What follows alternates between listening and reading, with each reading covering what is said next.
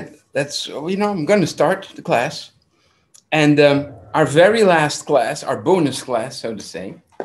My goodness, the end of the semester. It's crazy. So, my thought was that we started a bit before the Middle Ages, so we'll end a bit after the Middle Ages. We went through the whole Middle Ages, and it's an amazing period of time. So we started actually with the beginning of Christianity, and then right before Islam. And what has happened in the meantime is amazing. And without noticing, there was a whole change of time. Now, if we look at this, after the expulsion of the Jews from Spain, the world that we are now is so very different from the world from the beginning of the course. Now, I'm talking about this course, two very interesting characters, Reubeni and Shelomo Molkho. And all right, so as usual, we always place ourselves in the context of the time. So the historical setting is that in 1469, Ferdinand, he was 17 years old, the heir to the throne of Aragon, and Isabella was 18 years old, who was the heir to the throne of Castile. They were introduced for the first time in this town called Valladolid. Like here's Castile, that was her. She was to be Queen of Castile and Leon, and then Aragon was Ferdinand's area. And they were introduced, so if they get married, that basically connects, except for Granada and a little bit of this, but Granada was still Muslim, but it's very small, and the end of an era. That's really an end of an era. So then that they would unite, like almost the entire peninsula. Now, on 1492 in January, Ferdinand defeats the last Muslim ruler in Iberia. His name was Muhammad XII of Granada. And before Granada surrendered, a treaty was made called the Pact of Granada. So a treaty was basically the conditions of the surrender of the Muslims, and religious freedom was granted for the Muslims. Well, that didn't last longer than a few years. Well, however, the Muslims, it was also the Muslims started rebelling, and then they said, "What, you rebelled? You're breaking the Pact of Granada. So now you lost all your options. There's no freedom of religion anymore." So maybe Makaya wants to read a bit. Is that okay, Makaya? This is a time of many breakthroughs and changes. In the mid-15th century, the printing press had been invented, which enabled new ideas to spread faster than ever before. Growing groups became disenchanted with certain teachings of the Catholic Church. In the 1400s, the movement of the Hussites, which rejected many Catholic dogmas, had caused the Church a great headache. In 1517, Luther unleashed the Reformation. This was the start of the Protestant movement, which culminated in a permanent separation from the Catholic Church. Yeah. 1492 was also when Christopher Columbus discovered America. And that changed the worldview of people too. People were now aware that, at least most, not maybe commoners, but that the sun doesn't turn around the earth, but the earth around the sun, and that the earth is round, you can't fall it off, and that you actually, that there's new continents to be discovered. So it's a whole different perspective of the world. In the centuries before the final Reconquista, Jews had been exposed to growing pressure. Gradually, a growing number of Jews had converted to Christianity, not entirely of their own volition, but mostly by coercion. These converted Jews were called the New Christians or conversos. Yeah. Only a few months after conquering Granada, an edict of expulsion, also called the Alhambra Decree, was issued, giving the Jews only two options: converting to Christianity or expulsion. As a result of this decree, over 200,000 Jews converted to Catholicism. Between 40,000 and 100,000 were expelled. An unknown number of these expelled Jews later returned to Spain. Yeah, because maybe it's very hard to start from scratch, and you don't have social interactions, and sometimes people return, but then they had to convert, and people did that sometimes. Sometimes people moved to Spain, became Christian outwardly, then moved to Morocco. They moved back and forth, and every time they switched religion. I mean, things are quite fluid at this point. Yeah. Of the expelled Jews, many migrated to the Ottoman Empire. Others moved to North Africa, and a considerable number relocated in Portugal, where the practice of Judaism was still allowed. However, in 1497, Portugal issued its own edict, forcing all Jews in the country to convert to Catholicism without even offering them the option to leave the country. Yeah, so there was another marriage actually between Spain and Portugal, and that was beneficial. But our charming Queen Isabella said no, but they have to expel all the Jews, which they did. Now the only thing is actually not even talking about that, but the king of Portugal, he became so successful as country was so prospering because the entrepreneurial Jews who lived in his country, many of them who had come from Spain, after Spain had expelled, there was all of a sudden the percentage of Jews in his country had risen shockingly. I think 10% or something of his whole country was Jewish all of a sudden. Maybe more, I don't know, but I think 10%. So he didn't want to lose the Jews, but he had to not tolerate Judaism anymore. So then he said, there was a date that all the Jews had to be out of the country, and if not, they had to convert. So it happened. They all gathered in the square, in the town, the harbor of, I think, Oporto, which is what Portugal is named after, right? Oporto means the harbor, and they're all waiting for the ships. But the king had blocked the harbor, so no ships could get on to pick up the Jews. And so they couldn't get out, and then the deadline was gone. And then they said, okay, so now you're all going to convert, because the deadline was passed. And there was a priest with holy water that sprinkled over all the multitudes of Jews, and then all of a sudden they were Christian without even choosing it. It was just totally ridiculous. But yeah, that's what happened. Mm-hmm. Naturally, the rulers of Spain and Portugal suspected that not all conversos had embraced Christianity wholeheartedly. It was feared that some still harbored Jewish beliefs, or that they perhaps secretly practiced Judaism. New Christians who practice Jewish rituals in secret are called crypto-Jews or Marranos. Yeah, this is a bit of a repeat from last week, right? From last class. Already in 1478, King Ferdinand and mostly Queen Isabella had introduced a new organization called the Inquisition. As its name indicates, the Inquisition was supposed to inquire, find, and eradicate heresies. In the first years of the Inquisition, thousands of people, not just Jews, were burned for harboring heretical beliefs, and even more were permanently imprisoned. Huge numbers of people fled to France, Italy, and other countries, but Queen Isabella stated that she would rather have the country depopulated than polluted by heresy. Yeah, we already mentioned that, but this is like a bit of a recap. Okay. In the year 1536, King João. Yeah, it's pronounced, in Spanish you pronounce it J as G, but in Portugal as J. So João.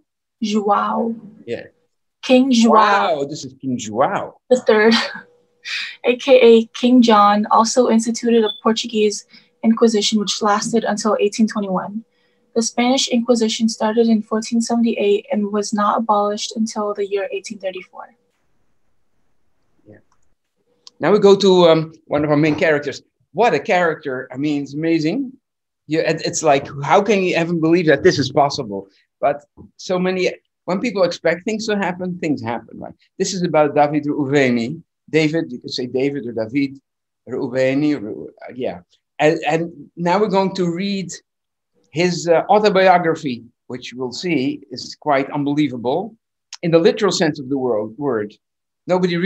Nowadays, nobody really believes it.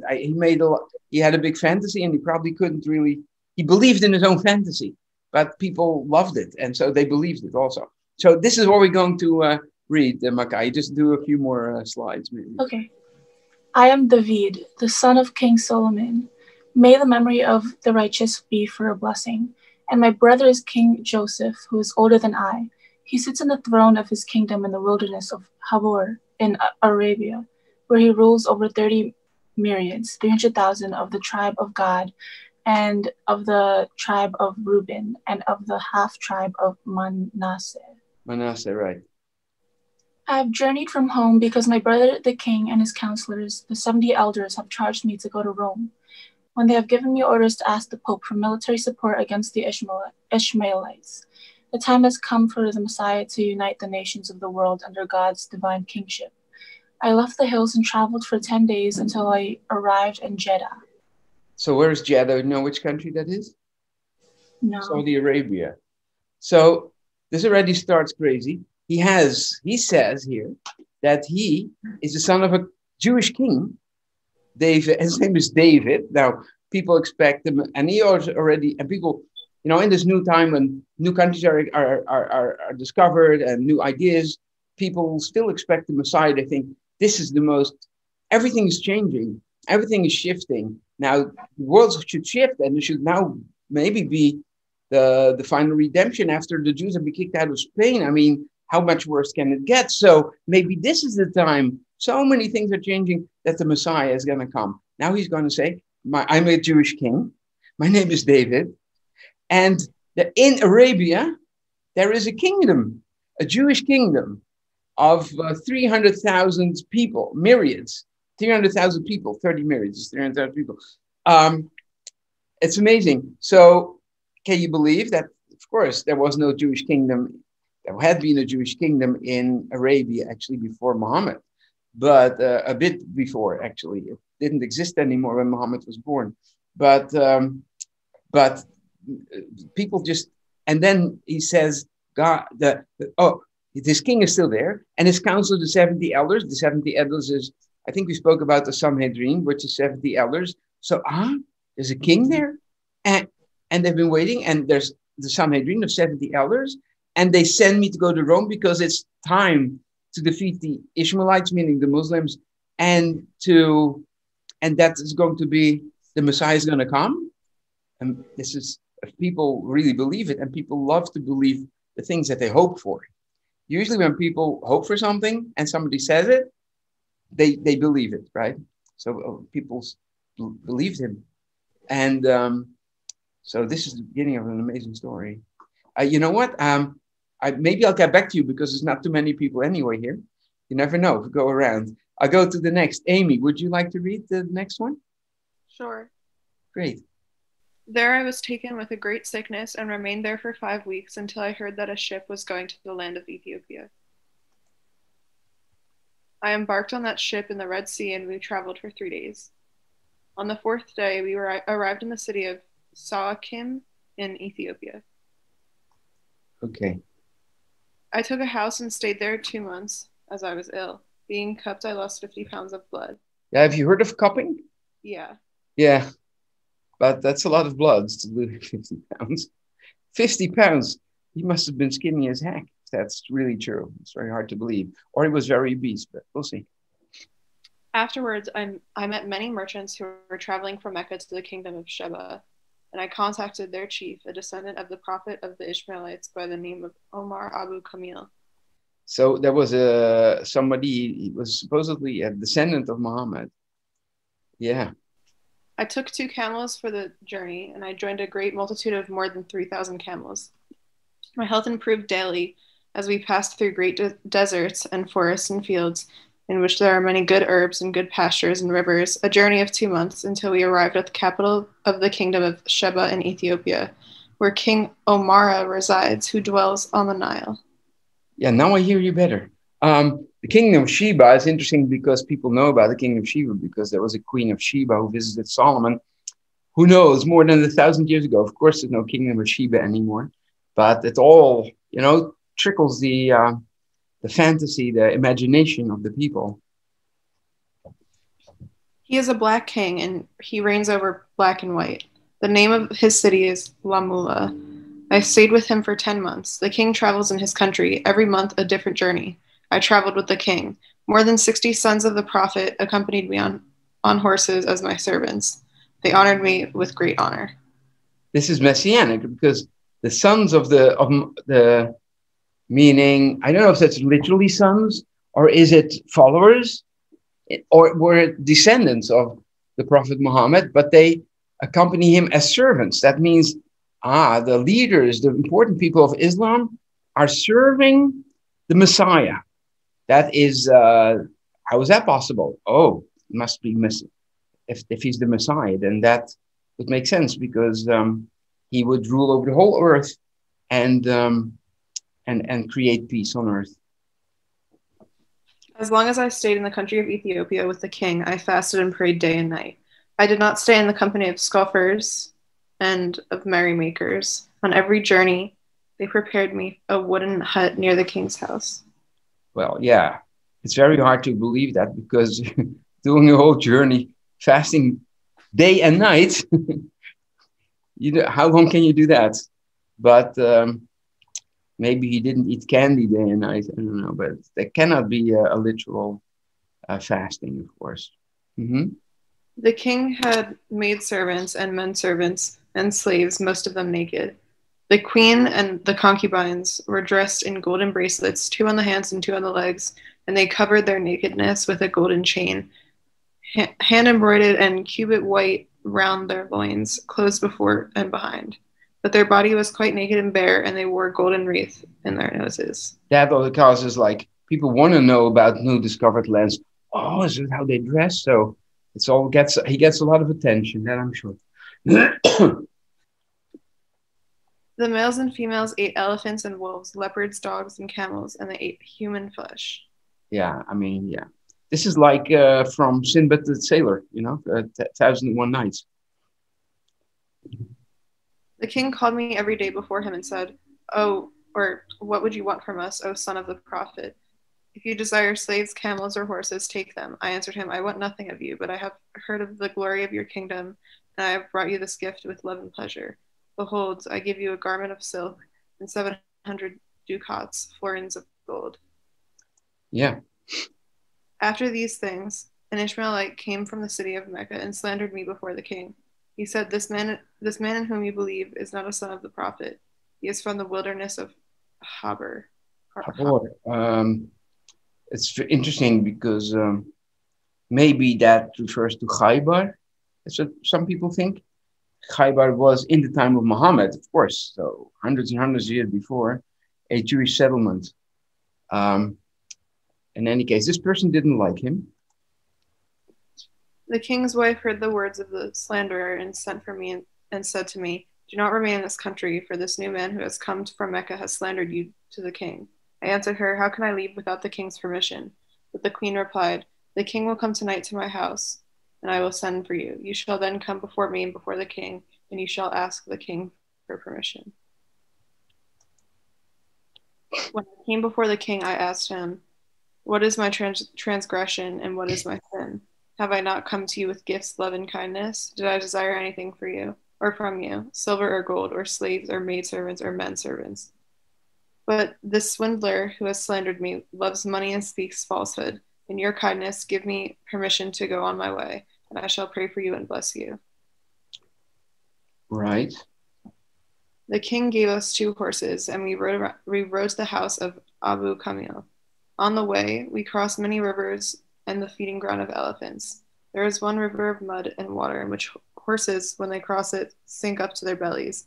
Many men and horses have drowned in this place, but we crossed the river on the horseback, and thank God we were safe. Yeah, so if you tell these to people in Spain or doesn't matter, in Mediterranean, like, oh, rivers with elephants and you go through a river where you sink, but luckily God helps you. It's like a movie. Like it's very entertaining. We traveled 18 days until we arrived at Sennaar. Then my servant and I traveled on the river Nile for another 5 days until we reached the city of Sheba. However, the city is in ruins and desolate, and there are wooden huts right now. That night I had a dream. I saw my father, peace be upon him, and he said to me, Why have you gone this far to this far land? Leave there tomorrow in peace, and no evil will come upon you. But if you stay, know that you will die. So in the morning I departed from Sheba. Yeah, great. I'm going to thank you, Amy. I'm going to Sylvia, if Sylvia is there. Hi. Hi. Fact check. Up to this point, all Reuben's reports were purely fictional. In 1523, Reubeni turned up in Alexandria, Egypt. He had been captured by Arabs and held as a slave. The Jewish community in Alexandria redeemed him. Yeah, so this is what we know. He was in Alexandria, and it happens. People have capture others, and then they sell them on the slave market as a Jew. So the community says, "Oh, we have the obligation, if possible, to redeem religious obligation to redeem Jewish slaves." So they redeemed him and let him go, and then he started telling his story. Here's the continuing of the story. I arrived in Jerusalem on the 25th of Adar, 1523. On that day, I entered the Holy of Holies. When I came to the sanctuary, all the Ishmaelite guards bowed before me and kissed my feet. They said, "Enter, O blessed of the Lord, Son of our Lord." Yeah. Another sign that this would be amazing if this happened, right? And so people saying, "Oh, you must be so special." Two chiefs took me to the cavern, which is under the foundation stone. They said to me, "This is the place of Elijah the prophet, and this is the place of King David, and this is King Solomon's palace, and this is the place of Abraham and Isaac, and this is the place of Muhammad." I said to the guardians, "Now that I have seen all these places, please go. I wish to stay here and pray." They replied, "We wish to serve you and to be your servants as long as you remain in the holy house. So do as you please." The Ishmaelites have a sign on top of the cupola of the court.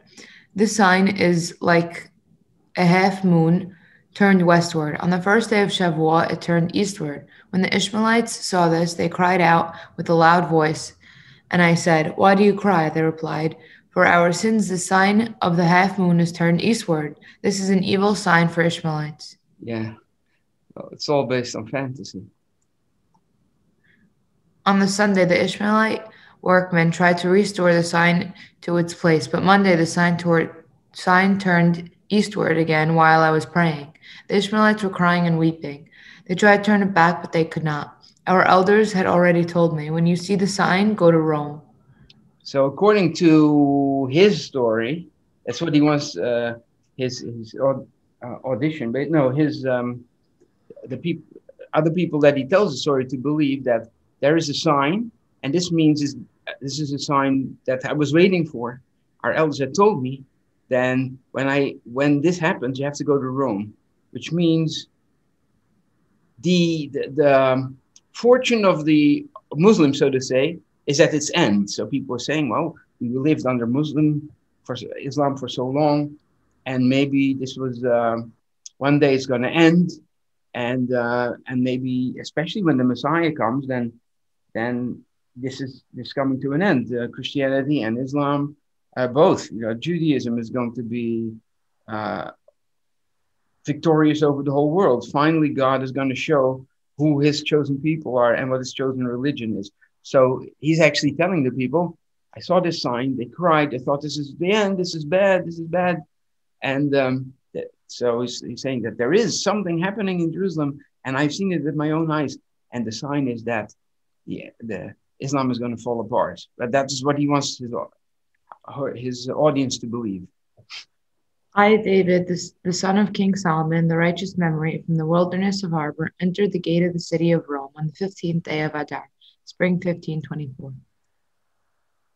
I went to the Pope's palace, riding on horseback, my servant before me.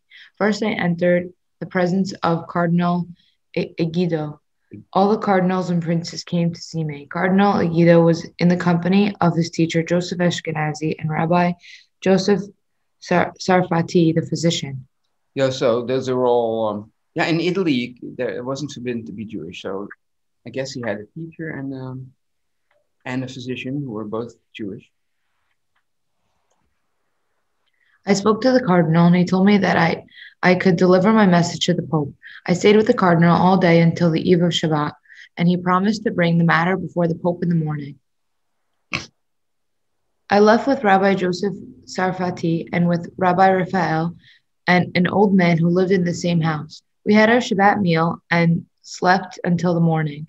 I went with him to the synagogue to say the blessing of deliverance from danger before the Torah.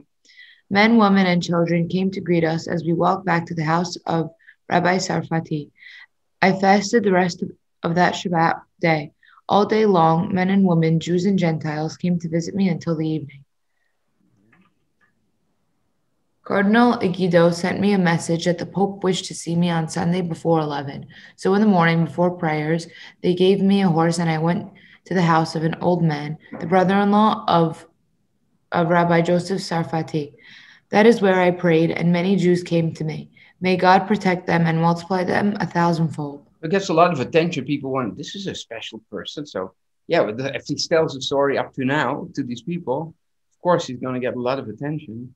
And people are hopeful. If this is true, and why would anybody lie? You know, that's what always people think. They assume that people don't make up stories. Often people do. But why would they lie? But so if this is true, this is amazing. At 8 o'clock, I went to the house of the Pope. First, I entered Cardinal Egidio's room.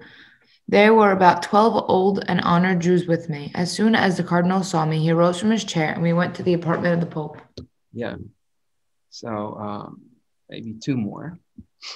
The Pope received me graciously and said, "The matter is from the Lord." I replied, "King Joseph and his elders ordered me to speak to you that you should make peace between the emperor and the French king, for it will be well with you if you make this peace. Please write me a letter for those two kings, so that they will help us reconquer Jerusalem, and they will help them with our Jewish army of 300,000 soldiers. Together we will conquer the Holy Land from the Ishmaelites, and God will reign over the entire earth." So not only does he tap into the Jewish belief that the Messiah is going to come and God will reign over the entire world, but also to a Christian expectation of some a messianic era. Of course, for the Christians, they believe that the Messiah is going to come too, but it's like a second coming, basically. But so they thought maybe, you know, and then he promises that, okay, so the French king and the emperor of the German emperor were in great competition and envy and fighting each other. So if you make peace and they join forces, we have, he says, an army of 300,000 well-trained soldiers and Jewish army. And that will, and this is going to happen. And then everything is going to change. Well, the Pope likes it. The Pope answered me, "As for the two kings between whom you asked me to make peace, I cannot do it. But if you need help, the King of Portugal will assist you. I will write to him and he will do this. His land is near your country, and they are accustomed to travel over the Great Sea every year, more than those in the lands of the other kings." So they can actually set you over by ship. It's not really near your country, but this does the Pope know. In any case, you know, so as I said, people like to believe, tend to believe what they like to happen. So, in this case, the Jews want to see a Messiah finally coming, so they like to believe that this is happening. The Christians want to see that God will interfere on their behalf and that Jerusalem is reconquered and finally their idea of a messianic era is going to break. And so David Reubeni is smart to combine these two anticipations. And so both Jews and Christians are now excited about him. Okay, so that's wonderful. Great. Thank you, Sylvia. Maybe I'll go another round. I'll go to Alex, if that's okay. Hello. Hi. Pope Clement what is that? The seventh. The seventh was a very unusual person. Already in 1533, 100 years before Galileo Galilei would be condemned and forced to retract his opinion that the Earth was not the center of the universe, Clement VII approved Copernicus's theory that the Earth moves around the sun. He also known for solving several issues, protecting conversios from the Inquisition. Inquisition. So these conversos are these Jews who were forced to convert to Christianity. He had several laws issued that protected conversos from the Inquisition. So he was actually simpatico, basically sympathetic to Jews and to crypto Jews. Yeah. This is the continuation of David Reubeni's story. Then I went to Don Miguel, the ambassador of the King of Portugal, to ask him for a safe conduct for the journey. He said, "If you wish to go via Pisa, I will send you a safe conduct there." But I sensed this was a trick, and he had no intention to send it. I left his house in anger. The Pope heard about the matter and wrote to Don Miguel, "Write him a safe conduct, for I too have written to the King of Portugal." Yeah, the king. This Don Miguel or Miguel, I'm not even sure. He doesn't trust David Reubeni, so he says, "Well, he's under pressure. Oh, go to Pisa. I'll write it there." But you know, it's interesting. David Reubeni acts like royalty. He really plays it well. He's insulted, and the king says, "No, give it to him. I also wrote to the king, so you have to. You can't let me down." Yeah. We journeyed from Sinai and Siena. From Siena and arrived in Pisa in the house of Rabbi Yehiel. May he be remembered with 1,000 blessings. He and his mother, Signora Laura, and his grandmother, Signora Sarah, may they be blessed among women. Amen. Yeah, so he's staying there. It's a wealthy family in Pisa, Rabbi Yehiel. Yeah. He was like an angel of God, wise in the Torah and Talmud, humble, pious, and charitable. His heart cleaves to Jerusalem, the holy city, and his house is open to all the poor of Israel. All who come to his house eat at his table. Every day he does charity to the poor, and likewise his mother and grandmother do charity. They all do kindness and truth. With my own eyes I saw all his good deeds, more than I saw throughout the rest of Italy. Okay. The household of Rabbi Yehiel gave me all kinds of food and spices and flowers and apple water, and they served me with all the delicacies of the world. They also treated me with a kindness and truth, and sent me great presents and silk robes. They also gave me money. They also gave money to my servants. Yeah. On the great fast, his wife, Damiante. You can say call her Diamond, but yeah, Damiante. Damiante, who was the daughter of Rabbi Asher, Meshulam. Yeah, very good. Of Venice, and Rabbi Yehiel's mother, Signora Laura, as well as her mother, Signora Sarah, and several young women danced in my room while the wife of Rabbi Yehiel played the harp. They said to me, "We have come here for your honor and to make the fast easier, that you may rejoice." Yeah, nice. They asked me if I had any delight in the sound of the harp and in the dancing. I answered, "You are very kind, but God knows my thoughts. I did not really wish to listen to the harp and the flute and the rejoicing." He's just polite, basically. But Signora Benvenida, Signora Benvenida.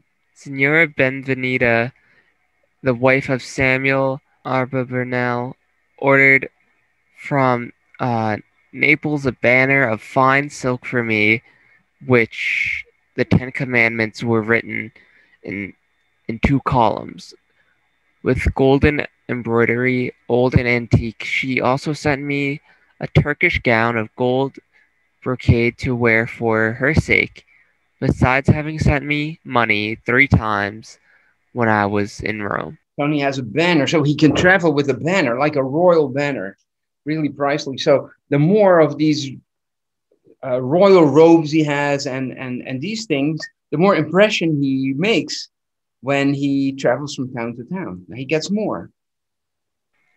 Signora Sara of Pisa gave me a golden signet ring and said to me, "Let this be a witness between me and you." And she gave me a manuscript of the Psalms, Job, Proverbs, and of the 5 scrolls on parchment. She wrote with her own hand at the beginning of the book, "Never be angry or hasty." She also gave me a prayer book saying, "Pray with this for my sake." Yeah, so he becomes really treated like royalty. The King of Portugal replaced Don Miguel as his ambassador in Rome and appointed Don Martin instead.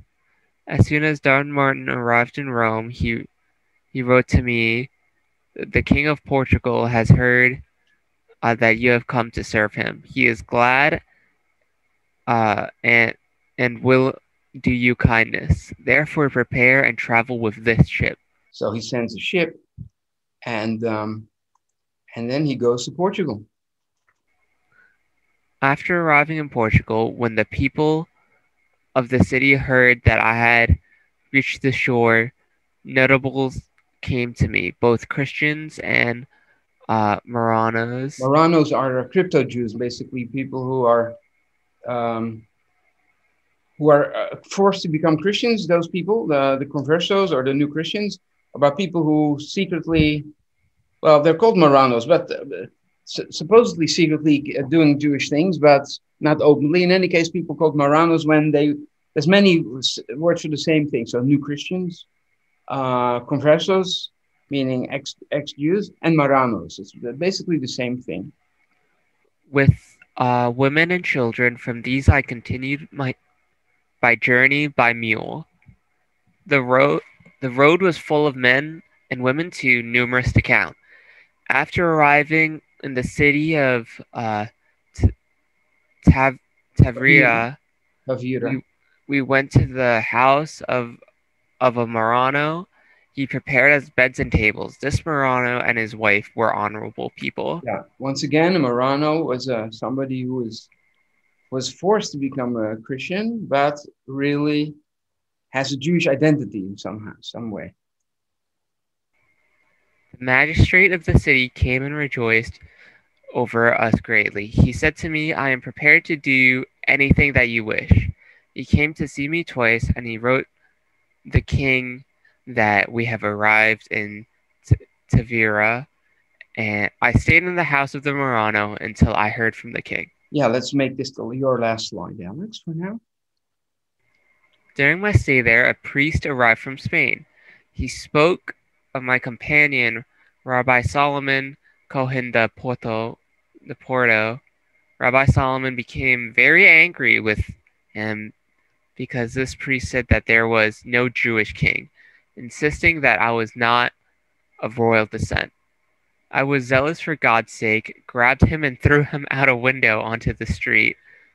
All the Gentiles laughed at the priest. The magistrate heard this and rejoiced greatly. Or maybe because he was an obnoxious person, or maybe the Portuguese don't like the Spanish people so much. It's possible. But in truth, the priest was right. Like he saw through it, and he said, "This is not a king. He's an imposter."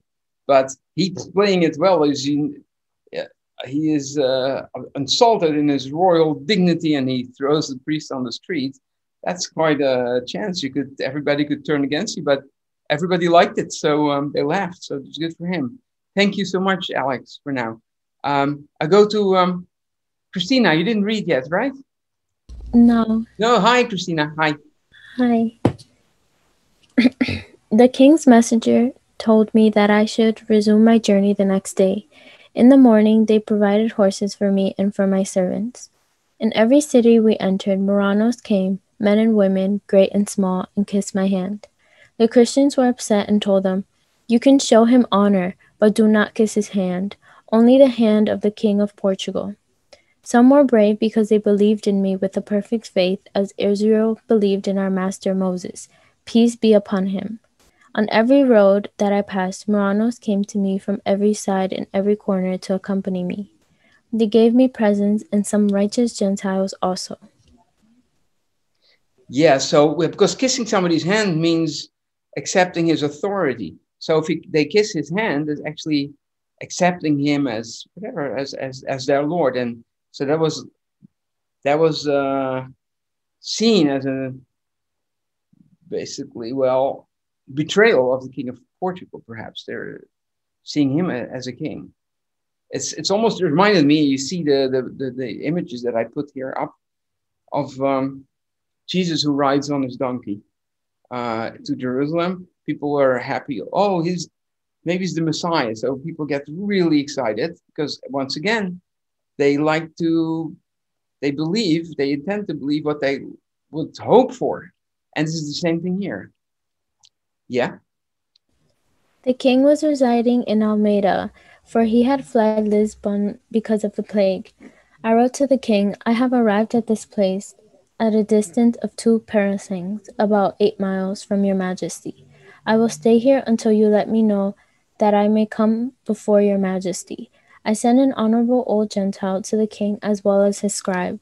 When they returned, they said that the king and his counselors were discussing my request. Yeah, so this is here. This is Almeida. See, it's a fortified city, as you see. Some said this and some said that.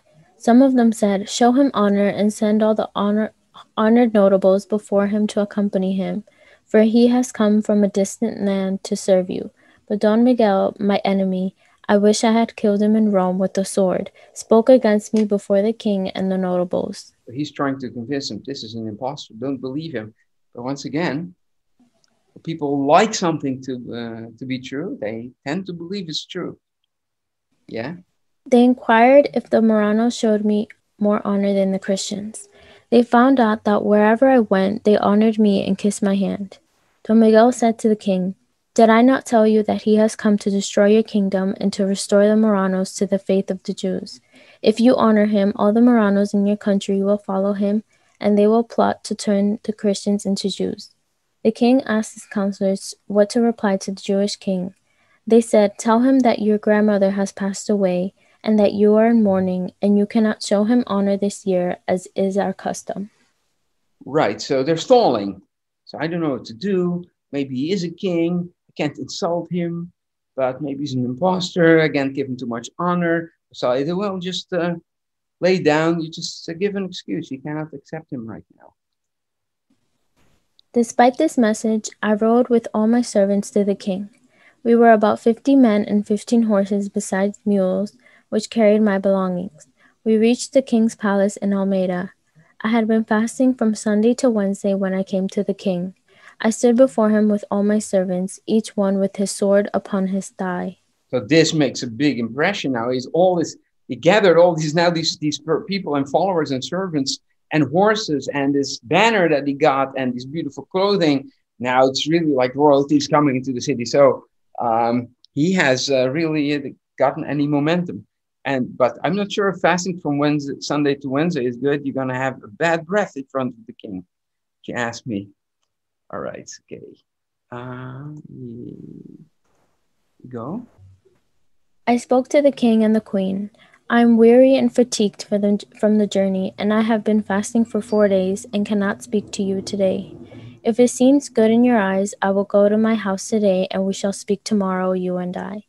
I was not willing to kiss his hand because of the anger in my heart, because of the wicked Don Miguel. He doesn't even kiss the king's hand, but he lets other people kiss his hand. That is, he's really playing hardball. Okay. The king summoned me on Wednesday, 8 days later. I went before him with old Solomon Cohen and Benzion, my servants. We came before the king, and he called a Marano, an old physician, who was the interpreter for me in Hebrew and for the king in Portuguese. That old man was somewhat deaf and said, when he spoke to the king and to me, he was in fear and terrified. Yeah, was somewhat deaf. It's not good for an interpreter. All right. The king was greatly pleased with my words, and his heart rejoiced. He said, the matter is of the Lord. I am willing to do so, and it shall be my desire. The matter was good in his eyes, and in the eyes of all his lords. Then said the king to me, please move to Almeida, which is near me. The king ordered the old man to prepare for me a house near the palace, and so he did.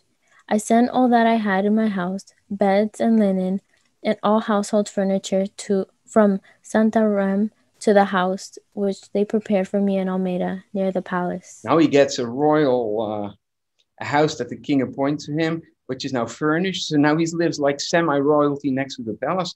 It gets better and better. Okay, so I'm going to, thanks so much, Christina. I'm going to move around, otherwise other people don't get chances, but this is wonderful. I'm going to Marlene, if that's okay. Yeah, hi. Hi. Historic fact. After his first meeting with King John of Portugal, the king endorsed David Reubeni's mission and promised him substantial military support, including 8 ships and 4,000 cannons to arm the Jewish warriors. King John treated Reubeni as if he were a visiting head of state. Yeah, so really he gets all the honors of a visiting head of state. It's pretty amazing how he bluffs his way up to the top in a way. Now he's already promised ships and cannons and to supply a Jewish army that doesn't exist. But maybe some people think if I believe it hard enough, something's going to happen. Well, it's not always a good strategy. Yeah. Even though Reubeni did not claim to be the Messiah, his announcement of a Jewish kingdom that was ready to conquer Jerusalem, and the fact that the Pope and the king took him seriously and treated him as royalty, evoked strong messianic anticipation among the Jews and the Marranos. Yeah, you can almost hardly expect anything else.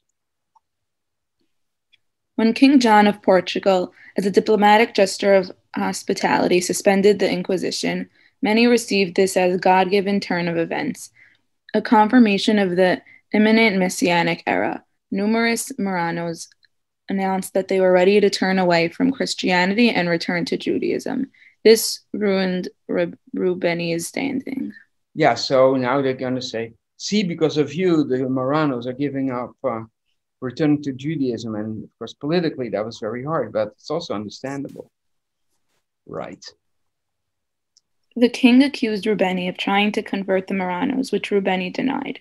But one reconversion could not be ignored. The king's own council secretary, Diogo Pires, had visions and dreams that Reubeni's upcoming battle would establish him, Pires, as the Messiah. Yeah, of course. Now, Pires has a dream that the Messiah is going to come. It's not David Reubeni. It is Pires himself. What do you do with the dream? Believe it or not. He believed it for sure. So vivid and something, yeah, he probably anticipated. Mm-hmm. In these visions, Pires was ordered to adopt Judaism, a capital offense under the Inquisition. When Pires asked Reubeni to circumcise him, Reubeni refused. That same night, Pires circumcised himself, adopted Judaism, and took on the name Shelomo Molkho. Shelomo Molkho. Reubeni was forced to leave Portugal in 1525 without achieving anything. For the next several years, he wandered from place to place, only firing up the messianic anticipation more, but without any further achievements. Reubeni was captured and imprisoned in Spain. He was released and shipwrecked off the coast of Provence, imprisoned again for 2 years, finally to return to Italy in 1530. Yeah, so he almost got like an army from the Portuguese king, but then when Marrano started going back to Judaism, that broke off, and this is the furthest he got. Shelomo Molkho, having adopted Judaism and also had to flee Portugal, he traveled through Europe as an ascetic, studying Kabbalah and preaching to Jews and Christians. Molkho attracted a growing group of followers who considered it a miracle and a sign of his messianic status that Molkho became an impressive teacher of Kabbalah so quickly after his entry to Judaism. And without any previous education in Judaism, all of a sudden, in no time, he picks it up and he impresses people with his teachings. They saw that as, so you see, the anticipation for the Messiah is really high. At a certain point, Molkho found his way to Thessaloniki is what is called now in Greece, but in those days it was called Salonika. He published a collection of his sermons in which he emphasized the approaching redemption. The sack of Rome in 1527 by the troops of the Emperor Charles V was interpreted by Molkho as a sign that the Messianic era was about to begin. He predicted that his reign would begin in 1540.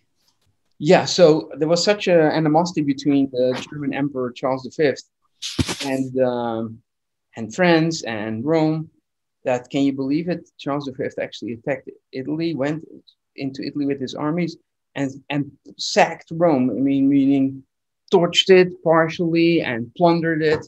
The holy capital of Catholicism sacked by a Catholic emperor. It's like, how crazy can it be? So people say, see, Rome is imploding.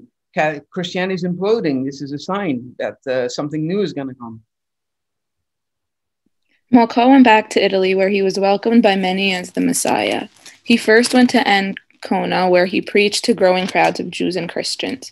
But stories began to circulate that he was a Marrano who had returned to Judaism. He went on to Rome, where he managed to make an entrance almost as dramatic as David Reubeni did before. Yeah, hold on.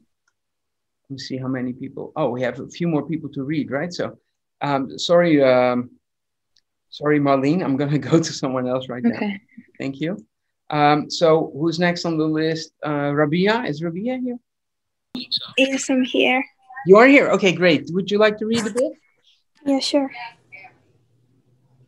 When Reubeni has entered, dressed in fine silks and riding a great white horse, Molkho orchestrated his own appearance to achieve exactly the opposite effect. He rode into Rome with his usual fine clothes and banners decorated with magical names and Kabbalist symbols. Then he left all the finery with the innkeeper. In line with the Talmudic description of the Messiah as a miserable beggar sitting among the poor at the gate of the city, Molkho blackened his face with the dirt and dressed in filthy rags. In this outfit, he went to the Tiber Bridge near the Pope's castle, where he remained 30 days, living with the sick and the beggar and not touching meat or wine. Just a few years earlier, Pope Clement I don't know the Roman numeral. The 7? Yeah. 7 has been convinced that David was the general of a huge army of the last tribe of Israel. It is not surprising, therefore, that the Clement would also be impressed with the miraculous prophecies that Molkho announced. Molkho predicted that there would be a major flood in Rome, which indeed occurred in October 8, 1530, that there would be an earthquake in Portugal, which occurred in January 1531, and that a great comet would appear in 1531. So this convinced a lot of people, and himself probably too. When Molkho's history of being a reconverted Marrano followed him to Rome, and the Inquisition sentenced him to death by burning at the stake, the standard punishment for lapsed new Christians. Yeah, so now he's convicted to being burnt alive. That would be the end of the story. However, at the last moment, Pope Clement personally saved Molkho from execution in a most extraordinary manner. Yeah, so the Pope saves him how? Clement hid Molkho in a Vatican chambers and substituted another victim to be burned in Molkho's place so that the Inquisition body court for the day would not be incomplete. The Pope's remarkable intervention not only spared Molkho's life but also added to his legend. Molkho's followers saw his fantastic escape as a miracle that confirmed his messianic status. The Pope is so compassionate and so fascinated with Shelomo Molkho that he takes him out of the death row, basically, and he puts a poor other person in his place. Not so compassionate for that person. So the Inquisition thinks that they think that they executed Shelomo Molkho, but there was somebody else. And so, according to the record, Shelomo Molkho was dead, but he's still there. So what a sign is that? It's like almost like a resurrection. This is not the Messiah. It's amazing. Okay. One more, and then I'll go to, we're getting to the end, so I have to make it shorter. Back to David Reubeni. In 1532, Reubeni received a new assignment from the Pope. This time, Reubeni was to travel together with Shelomo Molkho to Emperor Charles V, and asked him to participate in a joint Jewish-Christian attack to retake Jerusalem. So Charles V had sacked Rome. The Pope said, maybe the emperor can make it up, and he does me a favor. So you go, you're such impressive people. Together, you will go to the emperor and ask if he wants to participate in an attack on Jerusalem with a Jewish army. We'll see what happens there. Now I'm going to Cassandra, if that's okay. Hi. Hi, Cassandra. Hi.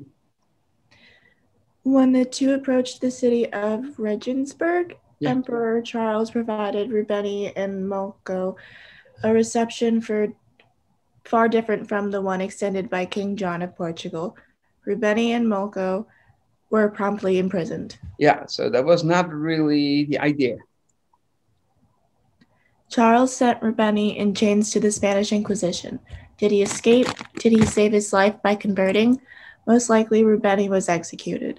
The man who almost convinced the rulers of Christendom to supply him with arms and ships disappeared from the world stage as he began, without any record other than what he had created about himself. We only know his story, his fantastical story. We know his remarkable impact for a period of time. Really remarkable, unbelievable. Can't even make it up. But then he disappears again, and we have no idea where he came from, and we don't know what happened to him at the end of his life. Molkho, the Messiah, too, was handed over to the Inquisition. In Mantua, Italy, Molkho was once again sentenced to be burned at the stake. This time there was no miraculous last-minute intervention by the Pope. The Emperor gave Molkho one final opportunity to avoid the death sentence. Charles offered Molkho a permanent position in the Emperor's court if Molkho would renounce his claim to be the Messiah and convert to Christianity. Shelomo Molkho, guided to the end by his visions, refused. He was burned to death in 1532. There we know what happened to him. Now, there is a grave. His ashes are buried here. And for a very long time, people came to his grave, actually, to, it's like a pilgrimage place for people. Molkho did not just go up in smoke. He left behind a collection of his Kabbalistic sermons. Yeah, I would love to, I don't think it's translated, but look, it's printed in Amsterdam, it says. Niet vast de Amsterdam. Yeah, I would love to read it. So it's really fascinating. After Molkho's death, his silk tunic and flags that were said to embody powerful magical qualities are still on display in the Jewish Museum of Prague. Yeah, I was in Prague, but I didn't know. But that would be a next thing if I ever go there again to look at it. Isn't that fascinating? There's something that's not there anymore than used to be there. Initially, Molkho's tallit was also in Prague. The Polish Rabbi Abraham Gobiner, also known as the Magen Avraham, 1635 to 1682, wrote in his discussion of the laws and fringes, that he had seen Shelomo Molkho's fringes in the Pinchas synagogue in Prague when he was a student. He reports that Molkho had the custom to have the number of windings around the fringes in the numerical value of the ineffable name of God. Y equals 10, H equals 5, W equals 6, H equals 5. Yeah, this is also, you see here, this is my tallit that I took a photo of. the blue, see, those are windings. It goes around. So the top line is 10, and then 5, 6, and 5, which spells the name of God. This is today the Sephardi custom. So I don't know if Rabbi Gombiner didn't know that. Maybe Shelomo Molkho had the regular Sephardi custom that he did this, or did he invent it and did Sephardim later follow it? I have no idea. Probably not, but that would be extremely wild. He also says in those days there was no blue fringe, because they didn't know the origin of the blue fringe and how to make it according to Talmudic times, how it used to be. So people just had white fringes. Now, quite recently, people rediscovered the source of the blue fringe. Not everybody agrees that this is the right thing, but many people now have these blue fringes again. But he says that that Shelomo Molkho had it, but it wasn't blue, it was green. That's what also is described, which is very fascinating, because the same process, you can make it green, and if you continue, it becomes blue, and you continue more, it becomes purple. So the same stuff is called techelet, or it's actually from a clam, kind of a clam or an oyster type of an animal, or a snail. No, it's more from a snail. Yeah, a sea snail. If you process that snail, then you can purple. The Romans also had, their emperors had it, and so they all used purple. But in Judaism, most likely blue. Maybe it was purple, and there's no word for purple, and purple and blue is maybe the same word. So maybe it was purple, and we're just all doing blue. But people think it's blue. So, but it's the same thing. But it could come out green too. It's very interesting that he says that. Now this is the last slide already. There's no text, but see Shelomo Molkho Street. Where is that? That's in Jerusalem probably. And what that little scribble, that was Shelomo Molkho's signature. Very interesting signature. But yeah, it's unbelievable. So after the Middle Ages are over, crazy things are happening. Now, if we would go on with this course, we would go to the 1600s, and there's another huge messianic era. Somebody who pretends to be the Messiah, didn't pop up in Christian lands, popped up in Islamic lands, and where Shelomo Molkho chose death after converting. This person, Shabbatai Tzvi is his name, he converted to Islam to save his life. But that had even a bigger impact than this one, that Messiah. You can see it on my website. I don't have a recording, but I have the slides. You can still see it. Under Judaism and then Jewish history, you can find Shabbatai Tzvi. In any case, I hope you enjoyed this extra class. And I'm so honored that you took your time to be here and to do this with me. I will make into a video for those who couldn't be here.